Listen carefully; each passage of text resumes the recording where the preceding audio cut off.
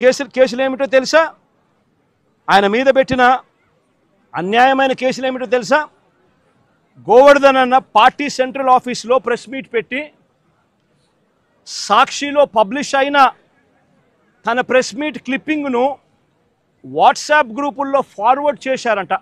అదొక కేసు అయ్యా, అదొక కేసు. మనిషిని అరెస్టు.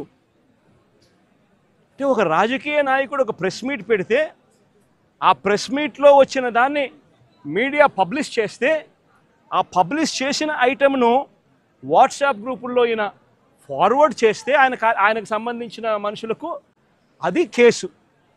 దాని మీద జైలు. మాజీ మంత్రికి మరో కేసు. టీడీపీ నెల్లూరులో టీడీపీ ఎమ్మెల్యే సోమిరెడ్డికి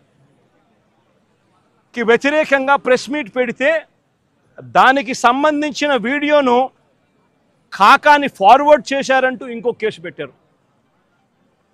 అడుగుతా ఉన్నా, ఒక రాజకీయ నాయకుడు ప్రెస్ మీట్ పెడితే ఆ ప్రెస్ మీట్ తాను పెట్టిన దాన్ని తాను మళ్ళీ ఫార్వర్డ్ చేస్తే దాని మీద మళ్ళీ కేసు.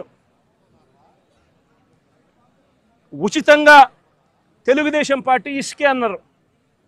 ఉచితంగా ఇసుక అన్నారు. ఎక్కడ ఉచితంగా ఇసుక ఇస్తున్నారని అడుగుతా ఉన్నా. వైఎస్ఆర్ కాంగ్రెస్ పార్టీ హయాంలో రాష్ట్ర ఖజానాకు సంవత్సరానికి 750 కోట్ల ఆదాయం వచ్చేది. ఈరోజు రాష్ట్ర ఖజానాకు ₹1 రావడం లేదు ఆదాయం.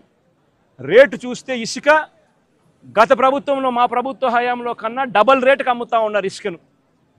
గుచ్చెలు విడిగా దోచేస్తూ ఉన్నారు రాష్ట్రాన్ని.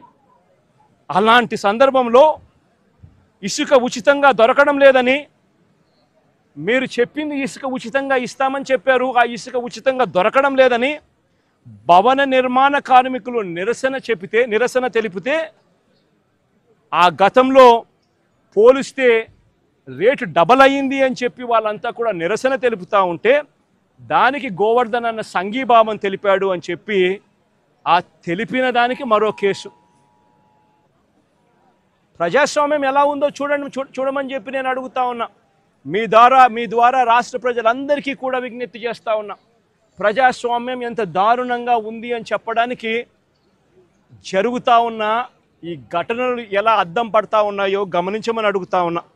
మరో కేసు వెంకటాచలం మాజీ జెడ్పీటీసీ శేషయ్యన్న మీద అక్రమంగా కేసు పెట్టి జైలుకు పంపితే దీన్ని నిరసిస్తూ గోవర్ధన్ అన్న మాట్లాడితే పోలీసులకు వ్యతిరేకంగా మాట్లాడారు అని చెప్పి దాని మీద కేసు పెట్టారు. నేను అడుగుతా ఉన్నా, నువ్వు ఏకంగా ఒక జెడ్పీటీసీని తీసుకొని పోయి అక్రమ కేసు నువ్వు పెడితే, నువ్వు అక్రమ కేసు పెట్టినావు అని చెప్పి ఆధారాలతో మాట్లాడిన ఆ వ్యక్తి మీద పోలీసులకు వ్యతిరేకంగా మాట్లాడారని చెప్పి కేసులు పెట్టడం ఎంతటి దారుణమో ఆలోచన చేయమని చెప్పి నేను కోరుతా ఉన్నా. కావలి నియోజకవర్గం ఇంకొక కేసు.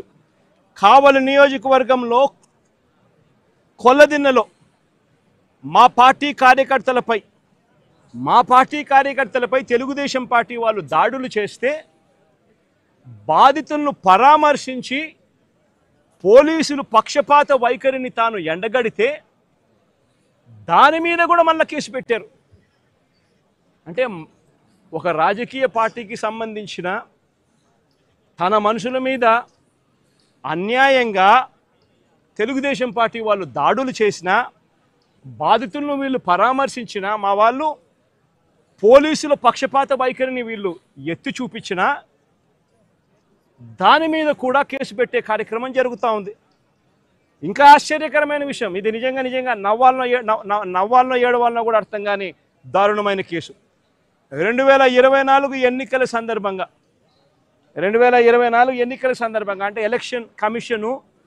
ఎలక్షన్ కమిషన్ ఆధ్వర్యంలో నడుస్తూ ఉన్న పీరియడ్లో ఆ టైంలో లిక్కర్ పంచుతా ఉన్నారని చెప్పి కేసు పెట్టినారు. లిక్కర్ పంచుతా ఉన్నారని కేసు పెడితే తర్వాత మళ్ళీ చంద్రబాబు నాయుడు గారి ప్రభుత్వం వచ్చిన తర్వాత దాని మీద దర్యాప్తు కూడా పూర్తి చేసి ఛార్జ్ షీట్ కూడా వేసినారు కదా, అయిపోయింది కదా. మళ్ళా సంవత్సరం తర్వాత అదే ఛార్జ్ షీట్లోకి మళ్ళీ వెళ్ళి గోవర్ధన్ రెడ్డిని ఇప్పుడు ఇరికిస్తూ ఉన్నారు. ఏమయ్యా ఇది నాకు అర్థం కావడంలా. ప్రజాస్వామ్యంలో బతుకుతూ ఉన్నామా, ప్రజాస్వామ్యంలో బతకడం లేదా? ఇంతకన్నా దారుణమైనది ఏమైనా ఉంటుందా? అది కూడా తప్పుడు వాంగ్మూలాలు మళ్ళీ ఇప్పుడు సృష్టించి ఆ గ్రామంలో ఏదో లిక్కర్ పంచుతా ఉంటే ఎవడో ఎందుకు పంచుతున్నారని అడిగినాడంట. ఈయన ఎందుకు పంచుతావా అని మీరు అడుగుతారా అని కొట్టమని చెప్పి ఈయన చెప్పినాడంట అని ఇప్పుడు కేసు పెడతారు.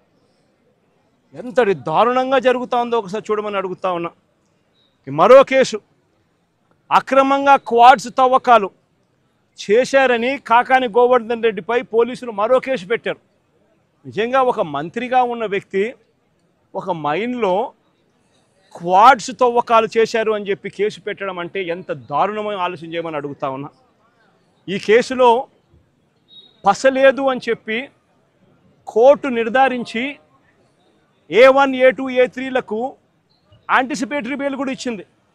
గోవర్ధన్ అన్న A4, మరి A1, A2, A3కి యాంటిసిపేటరీ బెయిల్ ఇచ్చినప్పుడు A4 వచ్చేసరికి మాత్రం ఏకంగా జైల్లో పెట్టినారు.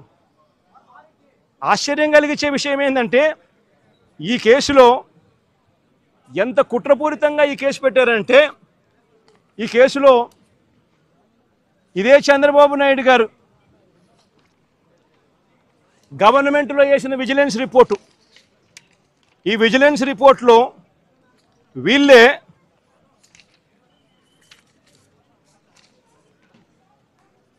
The village revenue officer Sri Siddam Pullaya also confirmed that no quarrying activities had been carried out for the past 4 years. ఈ లేసిన విజిలెన్స్ రిపోర్ట్లోనే ఇదే ఊర్లోనే తాటిపర్తి అనే విలేజ్లో